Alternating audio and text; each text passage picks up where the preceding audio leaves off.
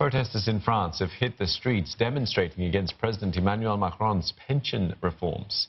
Mass protests are expected across the country as the nationwide transport strike enters the 13th day.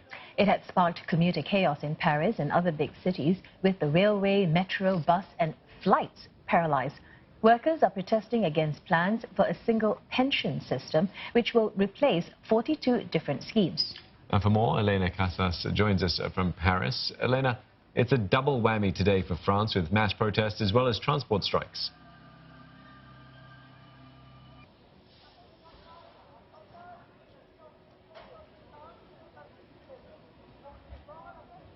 Sorry, I didn't quite hear the question, but I think that you're asking me what's going on here today on the streets of Paris. So we have a large protest, a lot of people turning out today to express their opposition to Emmanuel Macron's pension reform. Now, we are hearing that the government is starting to offer them some kind of compromise. The Prime Minister is going to be meeting with the unions over 2 days, tomorrow and on Thursday, in the hope that they'll agree to some kind of compromise which would at least end the strike over the Christmas period. There has been almost no public transport here in Paris, and around France almost no train service. Now almost 2 weeks, it's the 13th day.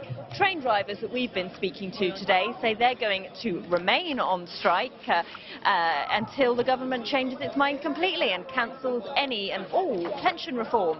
But the government says that it is determined to push through, that it is determined to push through some kind of pension reform. But we're increasingly hearing rumours that the government is about to change its mind, or at least back down on some parts of it, like the idea of raising the general retirement age to 64 to try and end these protests.